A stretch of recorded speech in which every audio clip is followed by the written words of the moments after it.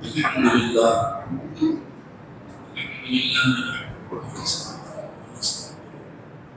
ونعوذ بالله من شرور انفسنا ومن سيئات اعمالنا من يهد الله فلا مضل له ومن يضلل فلا هادي له ونشهد ان لا اله الا الله وحده لا شريك له ونشهد ان سيدنا ومولانا محمدا عبده ورسوله اما بعد أعوذ بالله من الشيطان الرجيم بسم الله الرحمن الرحيم يا أيها الذين آمنوا كتب عليكم الصيام كما كتب على من قبلكم لعلكم تتقون.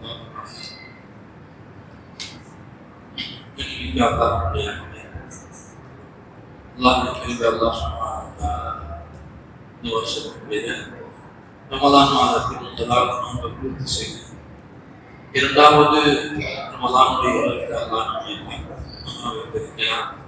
அல்லாஹ் தாலா பரிபூர்ணமாக நிறைவேற்றக்கூடிய வாக்கியத்தை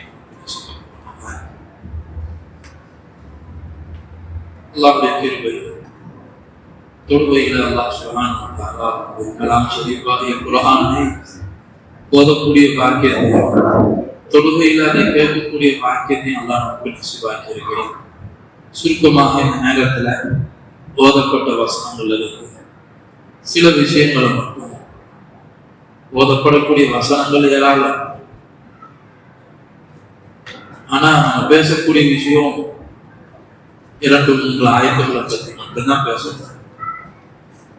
முழு வாழ்க்கையை கொடுத்து நம்ம குர்ஆனை படிச்சாலும் சிந்திச்சாலும் முழு ஆயுளும் போதுமாக அவ்வளோ கருத்தால் மிக்க விஷயங்கள் அல்லாஹ் சுப்ஹானஹு வ தஆலா குர்ஆன்ல நமக்கு சொல்லிக்கிட்டே இருக்கிறார். இன்னைக்கு ஓதப்பட்ட சூரத்துல் பக்கரா முழு உலகத்திலையும் இன்று சூரா பக்கரா ஓதப்பட்டு கொண்டிருக்கிறது. சில இடங்களில் சூரா பக்கரா என்று ஓதி முடிக்கப்பட்டிருக்கும். குர்ஆனிலேயே மிகப்பெரிய சூறாவாக சூரா பக்கரா இருக்கு. 114 சூறால பெரிய சூறா எதுங்க? சூரத்துல் பக்கரா. 282 ஆயத்துகள் கொண்ட சூறா, 2.5 ஜுஸு. பக்கரா என்று சொன்னால் மாடு சம்பந்தமான ஒரு சில வசனங்கள், ஒரு 4-5 வசனங்கள்ல அல்லாஹ் தஆலா யூதர்கள் நபி மூசா அலைஹிஸ்ஸலாமுடைய காலத்துல ஒரு பிரச்சனைக்கு தீர்வாக போய் கேட்டாங்க. ஒரு ஆள் கொல்லப்பட்டு கிடந்தாரு, அவரை யாரு கொலை செஞ்சதுன்னு தெரியல. அப்ப மூசா நபியிடத்தை போய் இதுக்கான தீர்வு கேட்டார். இந்த மாதிரி ஒரு மனிதர் கொல்லப்பட்டு கிடக்கிறார், இவர் யார் என்று நீங்க அல்லாஹ்வை கேட்டு சொல்லுங்க என்பதா. அப்ப மூசா அலைஹிஸ்ஸலாம் யூதர்கிட்ட சொன்னாங்க, நீங்க ஒரு மாட்டை அருங்க என்பதாக சொன்னாங்க. பொதுவாக என்ன செய்யணும்? நபி என்ன சொல்றாங்களோ அதை உடனே செஞ்சிடும். அதை துருவி விசாரிக்கிறது, கேள்வி நம்ம ஒரு விஷயத்தை விளங்கணும், அமல் செய்யணுங்கிற நேரத்தை கேள்வி கேட்கறது தப்பு கிடையாது. ஒருத்தர் சோதிக்கிறதுக்காக, அவரை சங்கடத்துல ஆழ்த்தணுங்கிறதுக்காக, அல்லது அவரை 4 பேருக்கு முன்னாடி கேவலப்படுத்தணுங்கிறதுக்காக கேள்விகள் கேட்பதை மார்க்கம் வெறுக்கிறது.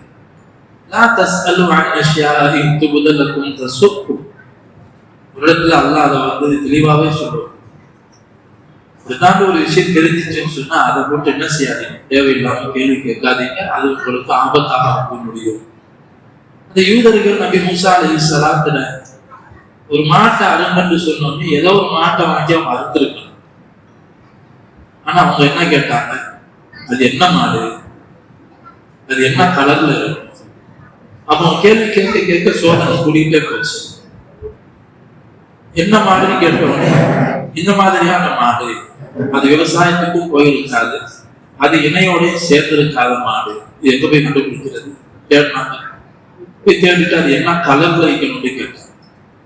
கலரையும் சொல்லப்பட்ட சஃப்ரா, தங்க நிறத்துல மஞ்சள் நிறத்தான மாடு. அந்த வகை மாடுல இந்த கலர் எங்க போய் தேடி அலைஞ்சி பிறகு கிடைச்சிச்சு. ரொம்ப பெரிய சோதனைக்கு பிறகு அந்த மாடை கண்டுபிடிச்சாங்க. பிறகு அந்த மாடு அறுக்கப்பட்டுச்சு. அந்த மாட்டு வாழை எடுத்து அந்த மாட்டை அடிக்க சொன்னாங்க. அடிச்ச பிறகு அந்த மையத்தை அடிக்க சொன்னாங்க. கொல்லப்பட்ட மனிதரை அந்த மாட்டுடைய வாளால அடிங்க. அந்த மக்கள் அடிச்சாங்க. அந்த கொல்லப்பட்ட மனிதரை எழுந்து சொன்னாரு, என்ன கொலை செஞ்சது என்னுடைய சகோதரனுடைய மகன் தான் சொல்லிட்டு மூத்தாங்க. இதுதான் விஷயம். இந்த மாட்டை பத்தி சொல்லப்படக்கூடிய ஒரு சம்பவம் இந்த சூறால இருக்கிறதுனால இந்த சூறாவுக்கு பேரு பக்கரா, சூரத்துல் பக்கரா. மாடு சம்பந்தமா சொல்லப்படுறதுனால இந்த சூறாவுக்கு ஒரு அடையாளத்துக்காக பேர் சொல்லப்பட்டுச்சு, அவ்வளவுதான். அதுக்காக இந்த சூறா முழுக்க மாட்டை பத்தியே இருக்கிறது இல்லை. ஒவ்வொரு சூறாவுக்கும் அப்படிதான் பேர் வைக்கப்படும். ஒரு நம்ம அறிமுகம் செய்யறதுக்காக பேர் வைக்கப்படுதே தவிர அந்த பேருக்கு அந்த சூறாவுக்கு ஒரு நெருங்கிய தொடர்புங்கிறது இருக்காது. இந்த சூறாவை பத்தி நபி ஸல்லல்லாஹு அலைஹி வஸல்லம் சிறப்புகளை சொல்லியிருக்காங்க. சூரா பக்கராவுடைய சிறப்பு இருக்குது, சாதாரணமான விஷயம் இல்லை, பெரிய சிறப்பு சொல்லப்பட்டு விசுவாசம் குறிப்பிட்டு இந்த சூறா ஓதிவாங்க. இந்த சூறாவுல நபி ஸல்லல்லாஹு அலைஹி வஸல்லம் சொல்லுவாங்க, இந்த சூறாவை நீங்க யார் உலகத்துல ஓதி வர்றாங்க, இந்த கருத்தை சிந்திச்சு அதில் சொல்லப்பட்ட பிறகு ஹலால் ஹராம் பேணி வாழ்ந்தீங்கன்னு சொன்னா நாளைக்கு மறுமையில இந்த சூறா உங்களுக்கு சிபாரிசு செய்யும். இந்த சூறாவையும் ஆல இம்ரானையும் சேர்த்து சொல்றாங்க.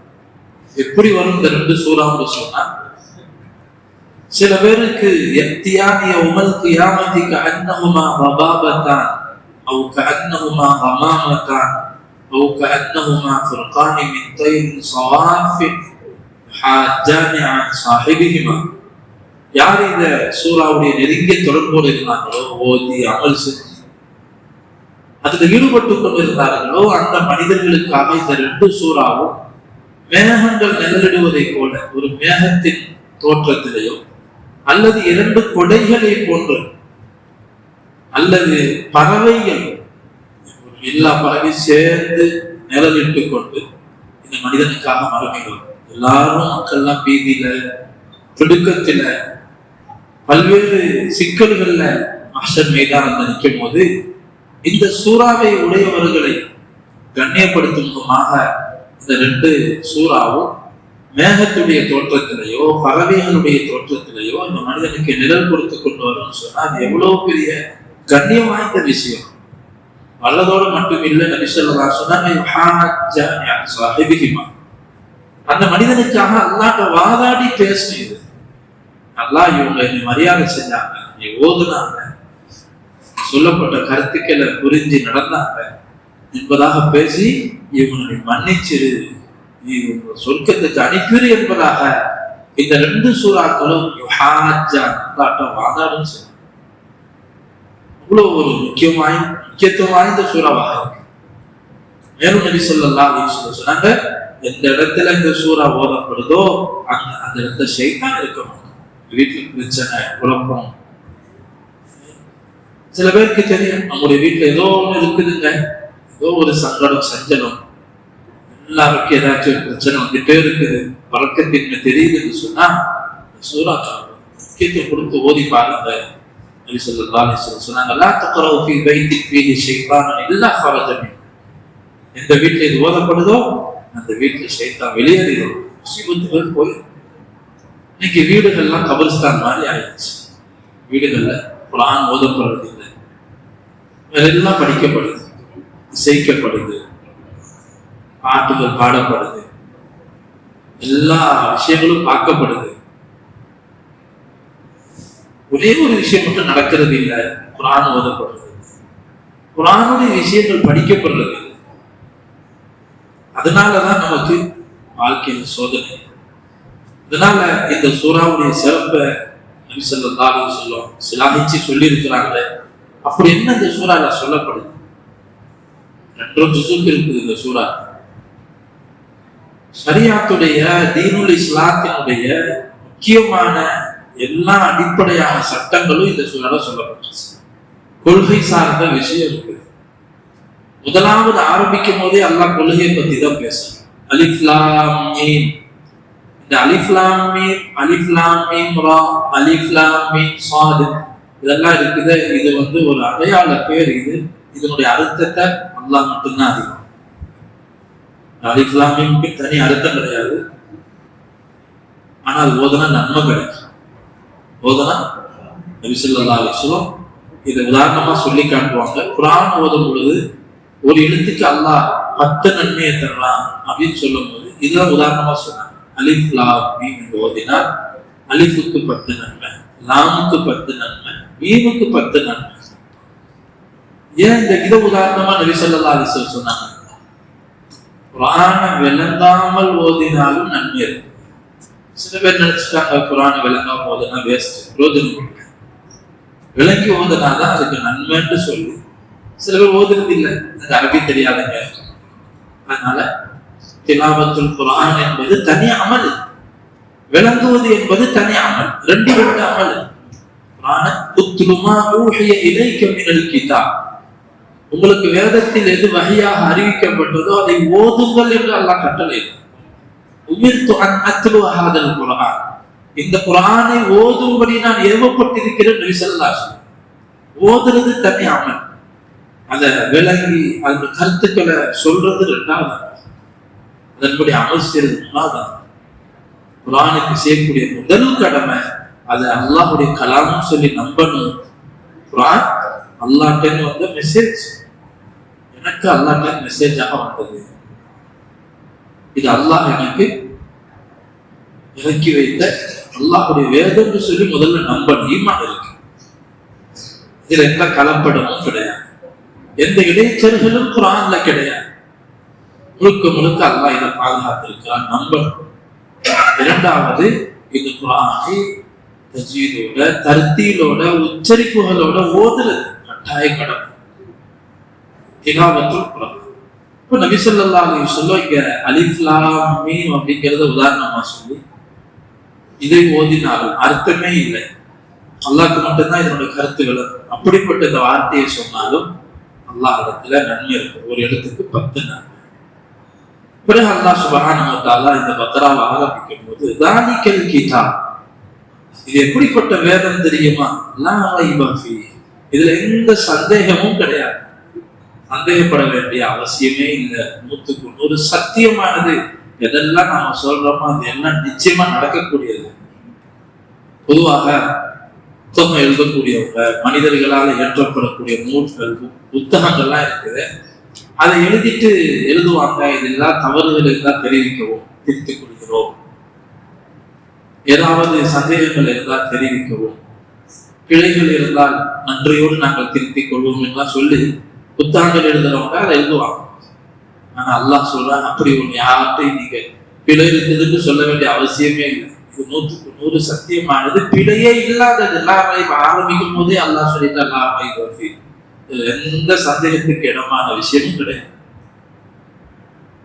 முதலில் முத்தகை குர்ஆன் எதற்காக இறக்கப்பட்டிருக்குதுன்னா நேர்வழி காட்டுவதற்காக. இந்த உலகத்துல நீங்க எப்படி வாழ்ந்தா சொர்க்கம் போகலாம், நேரான பாதையை காட்டுறதுக்காக இறக்கப்பட்டது.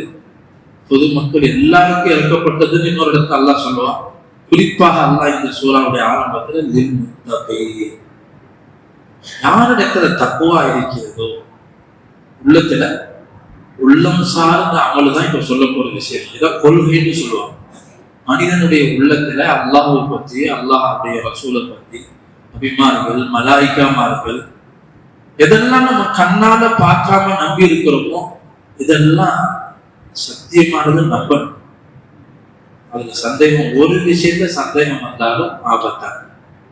அல்லாஹ் சொன்ன விஷயங்கள்ல ஒரு விஷயம் மட்டும் அறிவுக்கு புலப்படவே மாட்டேங்குதுங்க அப்படின்னு சொல்லி நம்ம ஏத்துக்கலன்னு சொன்னா அல்லாஹ் பாதுகாக்கணும். அவன் குஃப்ரு பண்ணிருக்கேன், காஃபிரா. அல்லாஹ் சொல்லிட்டா நம்முடைய அறிவுக்கு எட்டாது. நம்ம அறிவு உள்ள வரைக்கும் தான் வேலை செய்யும். அதுக்கு மேல அல்லாஹ்வுடைய அறிவு விசாலமானது. அப்போ இப்ப சொல்லப்படக்கூடியது கொள்கை சார்ந்த விஷயம். கொள்கையில முதன்மையானது ஈமான்.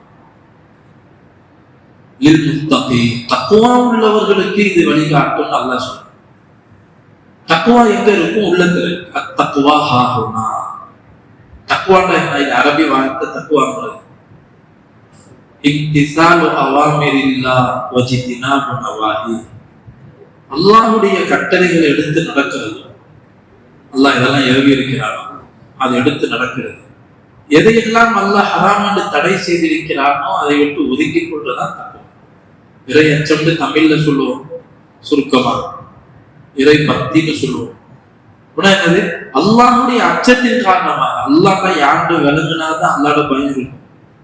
அல்லாஹ் யாருடைய விளங்கி அவன் மேல உள்ள அன்பு, அவன் மீது உண்டான பயத்தின் காரணமாக அவனுடைய கட்டளைகள் எடுத்து நடப்பாங்க.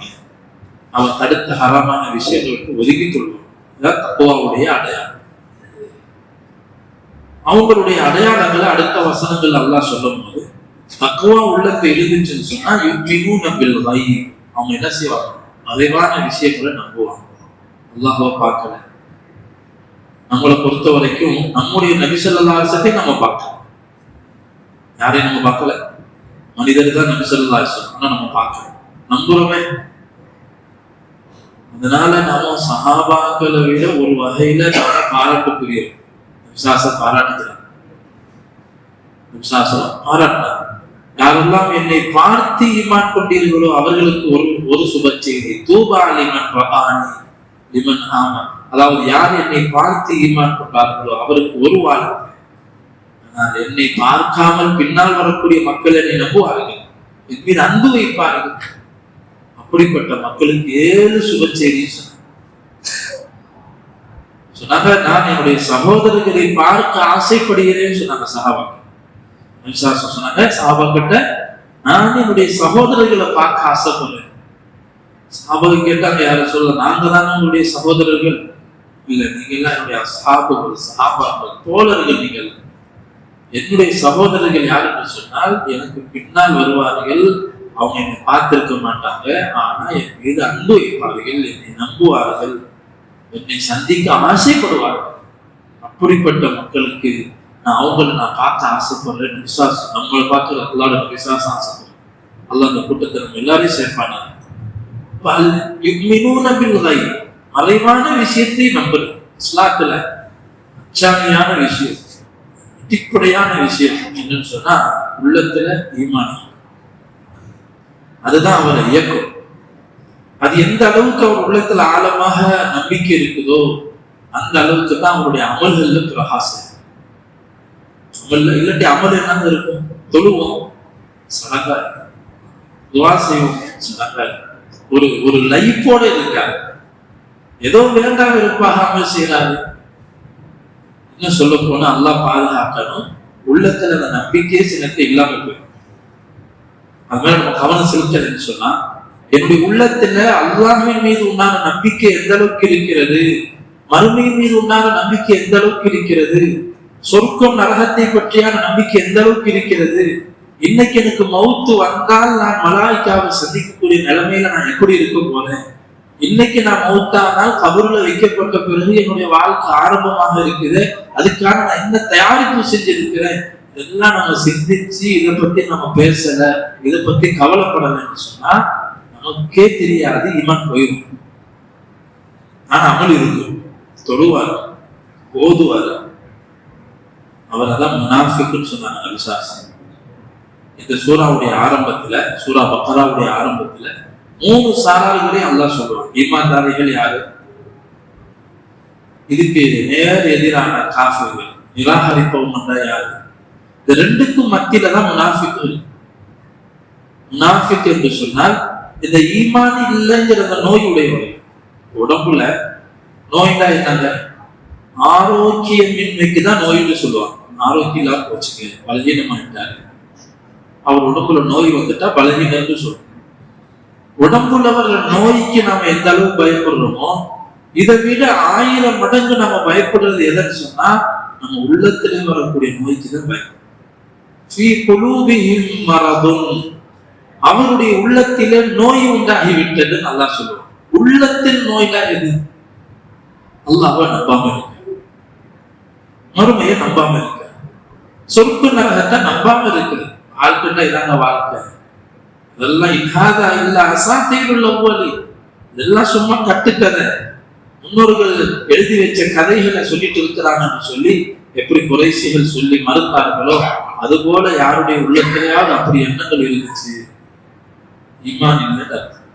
ஆனா தொழுவாங்க. அவங்களுடைய தொழுகை எப்படி இருக்கும்? பல இடத்துல அல்லாஹ் சொல்ல, அவங்க தொழுகை தலைக்கு மேல கூட போகாது. அவங்க சோம்பேறிகளாக தொழுவார்கள், வேண்டாம் வெறுப்பாக தொழுவார்கள். அது முனாஃபிக்கு. உள்ளத்துல ஈமான் இருக்காது. அதுக்குதான் சஹாபாக்களுடைய விஷயங்களை பத்தி சொல்லப்படுது. அது உமர் ஃபாரூக் ரலியல்லாஹு தஆலா அன்ஹு அவங்க தங்களுடைய ஈமானை பத்தி பயந்தாங்க. புகாரி ரஹ்மத்துல்லாஹி அலைஹி ஈமானுடைய பாடத்தை முதல்ல கொண்டு வருவாங்க. வஹீக்கு அடுத்தது ஈமானுடைய பாடம். அந்த ஈமானுடைய பாடத்தை சொல்றாங்க. ஒரு தாபிஈ சொல்லுவாங்க, சஹாபாக்களை பார்த்த ஒரு தாபிஈ சொல்லுவாங்க, நான் 30க்கும் மேற்பட்ட சஹாபாக்களை சந்திச்சிருக்கிறேன். அத்துணை சஹாபாக்களும் பயந்த விஷயம் தங்களுடைய உள்ளத்துல இருக்கிற ஈமானை பத்தி தான். எல்லா சஹாபி பயந்தான். நான் எவ்வளவு தைரியமா இருக்கும், தொழுறோம், அல்லாஹ்ல நம்புறேன், நான் சொர்க்கத்துக்கு போய். அவங்களுக்கெல்லாம் சுபச்செய்தி சொல்லப்பட்டோம், சொர்க்கவாசி என்று உலகத்திலே நன்மாராயம் சொல்லப்பட்டவங்க. அதனாலதான் சொல்லப்பட்டுச்சு. பயந்துட்டே உமர் ரலியல்லாஹு தஆலா அன்ஹு நபி ஸல்லல்லாஹு அலைஹி வஸல்லம் ரகசிய சஹாபின்னு ஒருத்தவங்க இருந்தாங்க, சாஹிபு சிர் ஹுதைஃபா ரலியல்லாஹு தஆலா. அவங்களிடத்துல நபி ஸல்லல்லாஹு அலைஹி வஸல்லம் கியாமத் வரை வரக்கூடிய என்னுடைய உம்மத்தில் உள்ள குழப்பங்கள் என்னன்னு சொல்லி வச்சிருந்தாங்க. அதுல குறிப்பா முனாஃபிக்களுடைய பெயரோட சொல்லி வச்சாங்க. என் உம்மத்துல இன்னாரெல்லாம் முனாஃபிக் அப்படின்னு சொல்லி. நபி ஸல்லல்லாஹு அலைஹி வஸல்லம் அவங்க யாரையெல்லாம் சொன்னாங்களோ, லிஸ்டுகளை கொடுத்தாங்களோ, இது ரகசியமான விஷயம். அல்லாஹ்வும் குர்ஆன்ல முனாஃபிக்களுடைய பெயரெல்லாம் வெளியில சொல்லல, அடையாளத்தை தான் சொல்லி இருக்கிறான். நபி ஸல்லல்லாஹு அலைஹி வஸல்லம் இவங்கெல்லாம் முனாஃபிக்னு சொல்லல.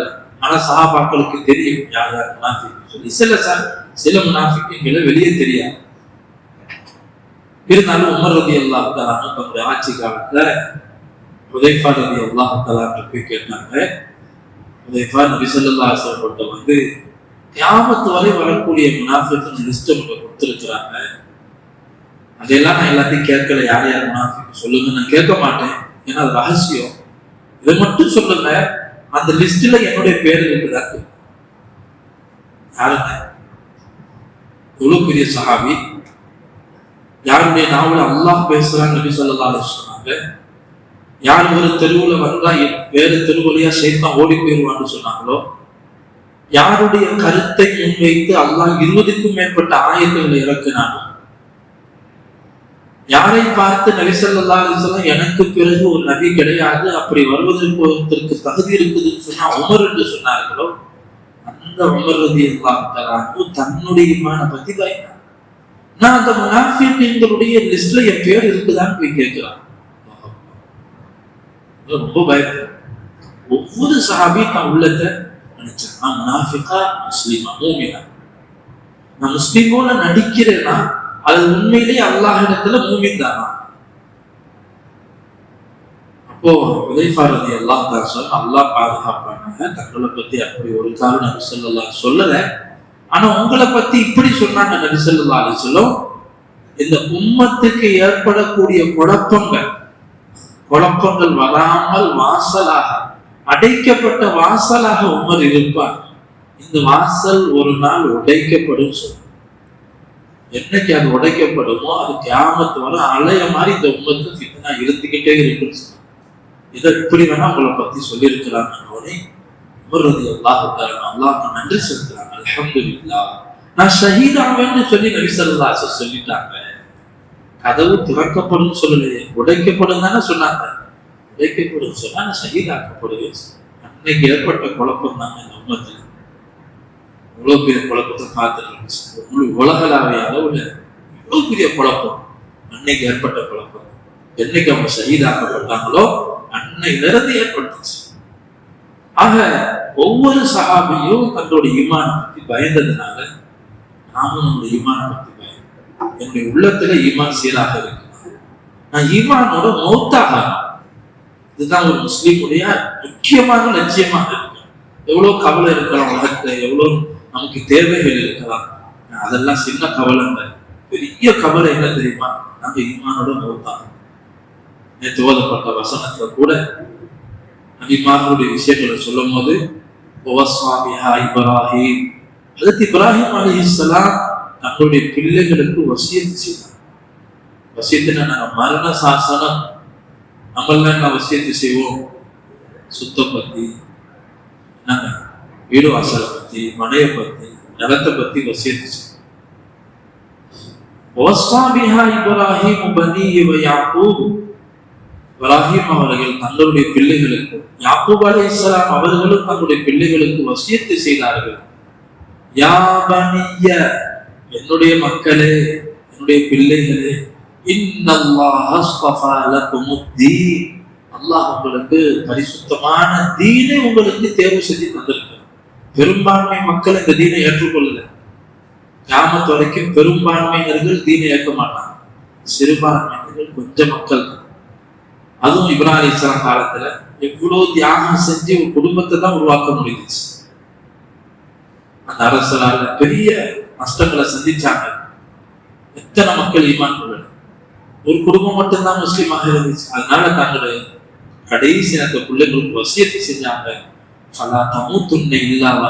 முஸ்லிமூன், நீங்க இஸ்லாம் இல்லாம மௌத்தாகிறாதீங்க. நான் சொல்லுவேன். இப்ராஹிம் அலைஹிஸ்ஸலாம் பிள்ளைங்களுக்கு செஞ்சார். யாக்கூப் அலைஹிஸ்ஸலாம் பிள்ளைங்களுக்கு வசியத்தை செஞ்சார். அதுக்கு பிறகு யாக்கூப் அலைஹிஸ்ஸலாத்தை பத்தி விசேஷமா அல்லாஹ் சொல்லுவான். அம் குன்தும் ஷுஹதா இஸ் ஹதர யாக்கூபல் மௌத், யாக்கூப் அலைஹிஸ்ஸலாத்துக்கு மௌத் வரும்போது யூதர்களே, மக்காவாசிகளே, நீங்கள் இருந்தீர்களா பக்கத்துல? ஏன்னா அந்த யூதர்களும் சரி, இந்த முஷ்ரிக்குகளும் சரி, எல்லாருமே இப்ராஹிம் அலைஹிஸ்ஸலாத்தை ஏற்றுக்கிடுவாங்க. எல்லாருமே சொல்லுவாங்க, எங்களுடைய ஆபா, எங்களுடைய மூதாதையர்கள் இப்ராஹிம் அலைஹிஸ்ஸலாம், இஸ்மாயில் அலைஹிஸ்ஸலாம், இஸ்ஹாக் அலைஹிஸ்ஸலாம். இஸ்மாயில் அலைஹிஸ்ஸலாம் வம்சத்துல வந்தவங்க குறைஷிகள், இஸ்ஹாக் அலைஹிஸ்ஸலாம் வம்சத்துல வந்தவங்க தான் யூதர்கள். எல்லாரும் ரெண்டுமே இப்ராஹிம் அலைஹிஸ்ஸலாம் பிள்ளைங்க தான். இந்த யூதர்கள் குறைஷிகளை ஏற்றுக்கொள்ள மாட்டாங்க. அப்ப அல்லாஹ் அவங்க பேரை சொல்லி அவங்களுக்கு முன்னாடி கேட்க சொல்லு, நபி நீங்க கேளுங்க, நீங்க அல்லாஹ்வை நம்ப மறுக்கிறீங்க, அல்லாஹ்க்கு இணை வைக்கிறீங்க, நீங்க யாரும் உங்களுடைய மூதாதையர் சொன்னீங்களோ அந்த இப்ராஹிம் அலைஹிஸ்ஸலாம், அந்த யாக்கூப் அலைஹிஸ்ஸலாம், யாக்கூப்ங்கிறது தான் இப்ப நீ இஸ்ராயில்னு சொல்லுவோமே, இஸ்ராயில்ங்கிறது தான் யாக்கூப் அலைஹிஸ்ஸலாத்து பேர் இஸ்ராயில். இப்ராஹிம் அலைஹிஸ்ஸலாத்துடைய பேர் யாக்கூப் அலைஹிஸ்ஸலாம், அவங்களுக்கு தான் இஸ்ராயில்னு சொல்லப்படும். பனி இஸ்ராயில் சொன்னா இஸ்ராயிலுடைய பிள்ளைகள். யாக்கூப் அலைஹிஸ்ஸலாத்துடைய பிள்ளைங்க தான் யூதர்கள். யா பனி இஸ்ராயில், இஸ்ராயேலுடைய மக்களே, யூதர்களே அல்லாஹ் கூப்பிடுறான். கேட்கிறான், அந்த யாக்கூப் அலைஹிஸ்ஸலாம் மௌத்தாகிற நேரத்துல நீங்க எல்லாம் இருந்தீங்களா பக்கத்துல? உங்களுக்கு தெரியாதா? அவங்க வேதத்தை சொல்லப்பட்டு இது காலலி பனி, நம்முடைய பிள்ளைங்களை கூப்பிட்டு கேட்டாங்களா யாக்கூப் அலைஹிஸ்ஸலாம், மா தஅபுதூன மின் பஅதி, எனக்கு பின்னாடி நீங்க யாரை வணங்க போறீங்க? நான் மௌத்தான பிறகு நீங்க யாரை வணங்குவீங்க? ஏன்னா ஒரு மௌத்து நேரத்துல ஒரு விஷயத்த பேசுறான், குடும்பத்தார கூப்பிட்டு பேசுறாங்கன்னா என்னத்தை பேசும்? எது அவனுடைய உள்ளத்துல பிரச்சனையாக பெரிய விஷயமாக தெரியுது அதான் விஷயத்த சொல்லுவாங்க, பேசுவாங்க. நம்மள அற்பமான விஷயத்த பெருசா வச்சுக்கிறதுனாலதான் மௌத்து நேரத்துல வசியத்தா சொல்லிட்டு போனாங்க, வசியத்தா சொல்லிட்டு போனாங்க. வசியத்துக்கு ஒரு பெரிய மதிப்பு மரியாதை இருக்குது. ஆனா நபிமார்கள் அந்த வசியத்தை எதுக்கு பயன்படுத்தினாங்கன்னு சொன்னா, உலகத்தை நீங்க ஏழையோ பணக்காரனோ ஆண்டியோ அரசனோ யாரா இருந்தாலும் சரி ஈமானோட இருந்து எனக்கு பிறகு நீங்கள் எதை வணங்க போறீங்கன்னு கேட்டாங்க. அவங்க பிள்ளைங்க எல்லாம் சொன்னாங்க, நஅபுது இலாஹக வ இலாஹ ஆபாஇக இப்ராஹீம வ இஸ்மாஈல வ இஸ்ஹாக இலாஹன் வாஹிதா வ நஹ்னு லஹு முஸ்லிமூன். யாக்கூப் அலைஹிஸ்ஸலாம் பிள்ளைங்க எல்லாம் சொன்னாங்க, உங்களுடைய கடவுள், உங்களுடைய இறைவனும், உங்களுடைய மூதாதையர்களான இப்ராஹிம், இஸ்மாயில், இஸ்ஹாக் இவர்களுடைய இறைவனுமாகிய இலாஹன் வாஹிதா, அந்த ஒரே இறைவனை நாங்களும் வணங்குவோம். வனஹ்னு லஹு முஸ்லிமூன், அந்த ஒரே இறைவனுக்கு நாங்கள் முழுக்க முழுக்க கட்டுப்பட்டு நடப்போம்னு வாக்கு கொடுத்தோம். அந்த யூதர்களுக்கு எல்லாம் இதை ஞாபகப்படுத்தும். இப்படி எல்லாம் ஒப்பந்தம் செஞ்சு கொஞ்சம் காலம் கண்டுபிடிய வணங்கிட்டு இருக்கிறீங்க. இன்னைக்கு அல்லாஹ் நல்லடியார்களே, ஒரு முஸ்லிமுடைய லட்சியம் அதுவாக இருக்கும், ஈமானுடன். அல்லதீன யுமினூன பில் கைப் வ யுகீமூன ஸ்ஸலாத் வ மிம்மா ரஸக்னாஹும் யுன்ஃபிகூன். அப்ப அந்த ஈமானுடைய அடையாளங்கள்ல தொழுகைய ஈமான் ஒருத்தருக்கு சரியான முறையில் இருக்குதுங்கிறதுக்கான முதலாவது அடையாளம் என்ன? அவர் தொழுகையில பேணுதலாக இருப்பார். எந்த நிலைமையிலையும், ஊர்ல இருந்தாலும், சஃபர்ல இருந்தாலும், நோயாளியாக இருந்தாலும் தொழுகையில குறை செய்ய மாட்டான். ஈமானுடைய முக்கியமான அடையாளம் நம்ம உள்ளத்துல ஈமான் இருக்குதாங்கிறத பார்க்கணும்னு சொன்னா நம்ம தொழுகையாளியா இருக்கிறோமா? இங்க அல்லாஹ் சொல்லும் போது தொழுகை பத்தி சொல்லும் போதெல்லாம் தொழுவுன்னு சொல்ல மாட்டோம். தொழுகையை நிலைநாட்டுங்கிற வார்த்தையை அல்லாஹ் சொல்ல இகாமத்து ஸலா வ யுகீமூன ஸலான்னு சொல்லுவாங்க. அதுக்கு விளக்கம் என்ன சொல்றாங்கன்னா, தொழுகையினுடைய முறையை பேணி தொழுவாங்க. சுத்தத்திலிருந்து ஹலால் ஹராம் பேணுறதிலிருந்து தொழுகையினுடைய ஃபர்து சுன்னத்துகளை விளங்கி அல்லாஹுடைய சிந்தனையோட அல்லாஹுக்காக இதெல்லாம் பேணி செய்யக்கூடியதான் இகாமத்து ஸலா. அந்த அப்படி தொழக்கூடியவங்க தான் ஈமான். பிறகு அல்லாஹ் அடுத்த அடையாளமாக அவன் கொடுத்த செல்வத்திலிருந்து செலவு செய்வாங்க. இப்படி ஈமான் சம்பந்தப்பட்ட விஷயம் இதுல சொல்லப்படுது. அதுல முனாஃபிக்குடைய விஷயம், பிறகு இறை நிராகரிப்பாளர்கள் பத்தி ஆரம்ப வசனங்கள், கொள்கை சார்ந்த விஷயங்கள் சொல்லப்படுது. இரண்டாவது இபாதத்துல சம்பந்தப்பட்ட எல்லா விஷயமும் இந்த சூறால. இபாதத்துல நாங்க தொழுகை, நோன்பு, ஸகாத், ஹஜ் எல்லாமே இந்த சூரா பக்கரால வந்தது. நோன்பு பத்தி தெளிவாக அல்லாஹ் பேச இன்னைக்கு ஓதப்பட்ட அவசரத்துல ரமலான் மாசம் ஒரு நோன்பு மேல கடமையாக்கப்பட்டிருக்குதுங்கிற விஷயமும் அந்த நோம்புடைய சட்டங்களையும் தெளிவா அல்லாஹ் சொல்லிடலாம். பாருங்க, தொழுகையை பத்தி அல்லாஹ் சொல்லும் போது எப்படி தக்பீர் கட்டணும், எப்படி அத்தியாயத்துல உட்காரணும், இதெல்லாம் அல்லாஹ் சொல்ல மாட்டோம். தொழுகை நிலைநாட்டையும் சொல்லிட்டு போயிடும். நோன்பை பத்தி சொல்லும் போது எப்ப ஆரம்பிக்குது எப்ப முடியுதுங்கிறதையும் சொல்லுவாங்க. நோன்புல அந்த மாசத்துல ரமலான் மாசத்துல நோயாளியா இருந்தா என்ன செய்யணுங்கிறதையும் சொல்லுவாங்க. நோம்பே பிடிக்க முடியாத வயோதிகர் ஆயிட்டாங்க, இனி அந்த நோயிலிருந்து நிவாரணமே கிடைக்காது, அந்த மாதிரி நோயாளிகள் மாதிரி உள்ளவங்க எல்லாம் அதுக்கு என்ன பரிகாரம் செய்யணும் இதெல்லாம் குர்ஆன்லயே சொல்லப்பட்டிருக்கு. இதெல்லாம் நோம்பு பத்தி, ஹஜ்ஜ பத்தி இன்னைக்கு ஓதப்பட்டுச்சு, ஜகாத்தை பத்தி, தர்மங்களை பத்தி, இப்படி இபாதத்துல சம்பந்தப்பட்ட விஷயம் இந்த சூறால வருது. மூணாவது முஆமலா, கொடுக்கல் வாங்கல் சம்பந்தமாகவும் இந்த சூறால சொல்லப்படும். சூரா பக்கராவுடைய கடைசி பகுதியில வியாபாரம் சம்பந்தப்பட்ட விஷயம், அதுல வட்டியை பத்தி பேசப்படுது. அதுலயும் குறிப்பா கடன் கொடுத்து வாங்குறத பத்தி தான் குர்ஆன்லயே பெரிய ஆயத்து, ஒரே பக்கத்துக்கு ஒரே ஆயத்து. கடன் கொடுக்கல் வாங்கல்ல இப்படி நடந்துக்கும். இப்படி கொடுக்கல் வாங்கல் சம்பந்தப்பட்ட விஷயமும் இந்த சூரா பக்கராவுல சொல்லப்படுது. நாலாவது முஆஷரா, குடும்பவியல் விஷயமா எல்லாம் தெளிவா இந்த சூறால பேச, நிக்காஹ் சம்பந்தப்பட்ட விஷயம், கணவன் மனைவி சம்பந்தப்பட்ட விஷயம்.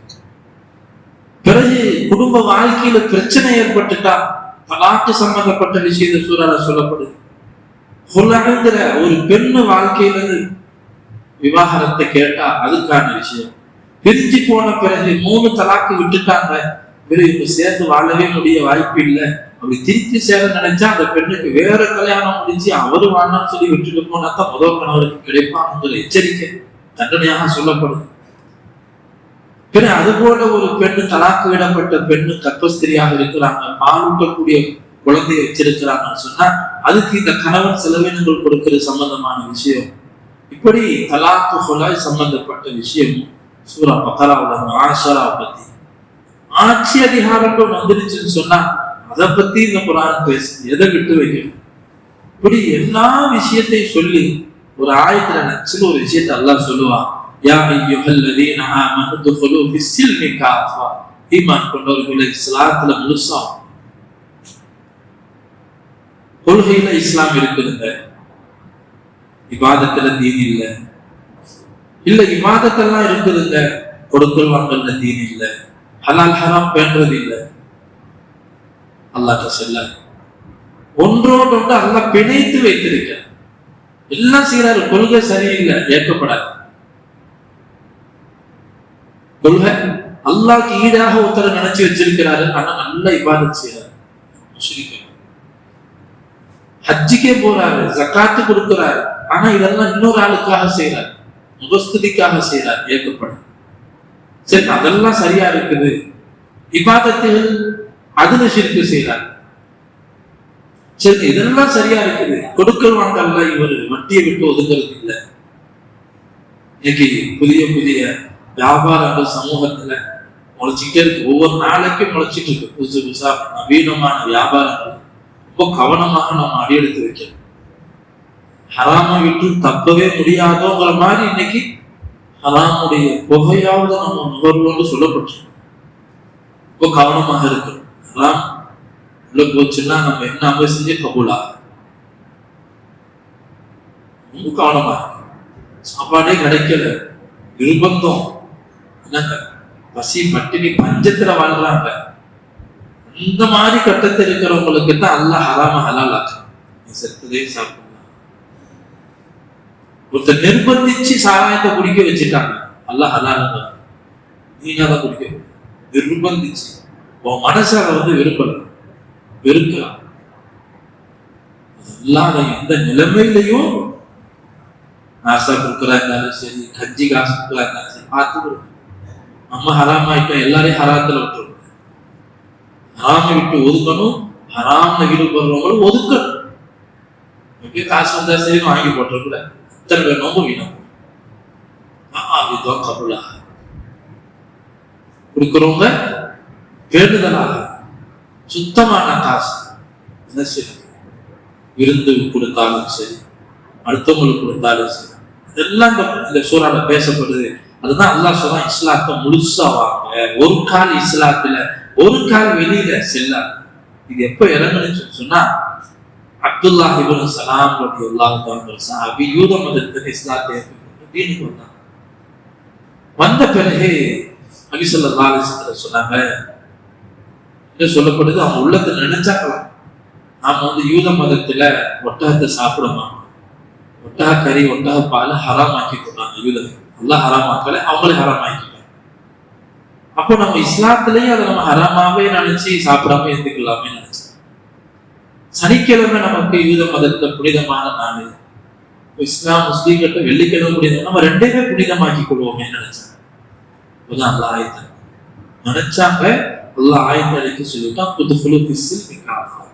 அந்த மார்க்கம் முடிஞ்சு போச்சு. ஒரு நபி வந்தா அதுக்கு முன்னாடி இருந்த நபியுடைய மார்க்கம் மன்சூக், அது முடிஞ்சிச்சு. இப்போ எந்த நபி நம்மகிட்ட இருக்கிறாங்களோ அவங்க மார்க்கத்துல எடுத்து செயல்படாது. அந்த நாளை புனிதமாக்குறது கூட அல்லாஹ் தடை செஞ்சிடும். நீங்க அங்க இருக்கும்போது புனிதமானது, இப்போ இஸ்லாம் ஏற்றுக்கொண்டீங்களோ உங்க வெள்ளிக்கிழமை தான் புனிதமானது. நீங்க ஹராமாக்கி கொண்டீங்க ஒட்டகத்தையும் ஒட்டகப்பாலையும், நீங்க இஸ்லாத்துக்கு வந்துட்டீங்கன்னா ஹலால் ஆச்சு. குடிக்கல சாப்பிடல அது வேற விஷயம். ஸல்லல்லாஹு அலைஹி வஸல்லமுக்கு உடும்பு கறி ஒரு விருந்தாக வைக்கப்பட்டுச்சு, ஹலால் தான் உடும்பு. ஆனா நபி ஸல்லல்லாஹு அலைஹி வஸல்லம் சொன்னாங்க, இது எனக்கு இது பிடிக்காது, நீங்க சாப்பிடுங்க சொன்னாங்க.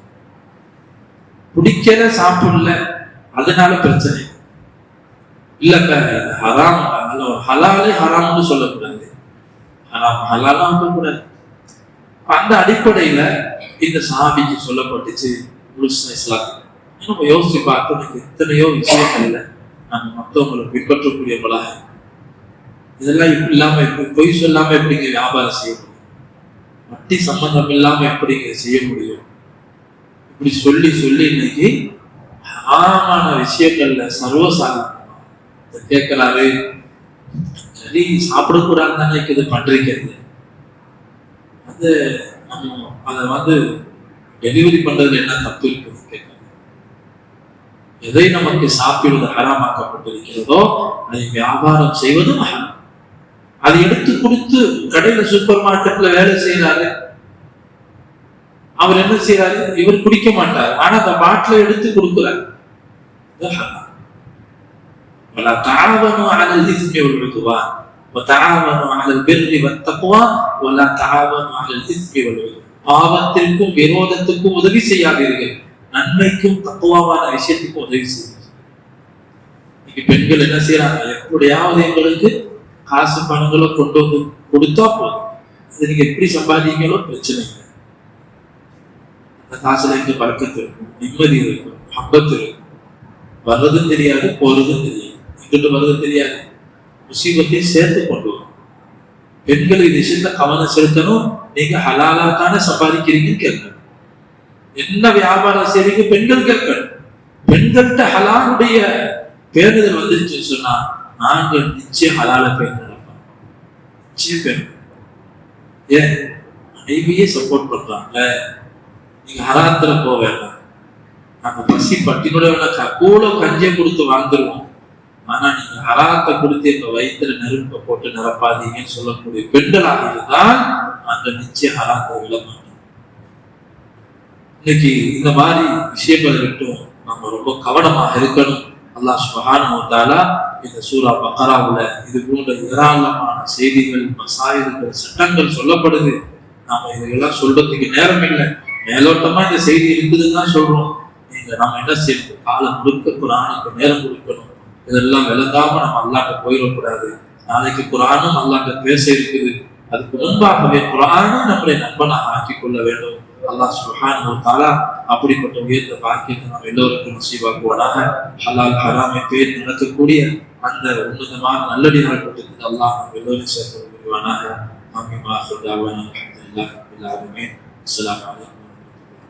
சுப்ஹானல்லாஹி வ பிஹம்திஹி.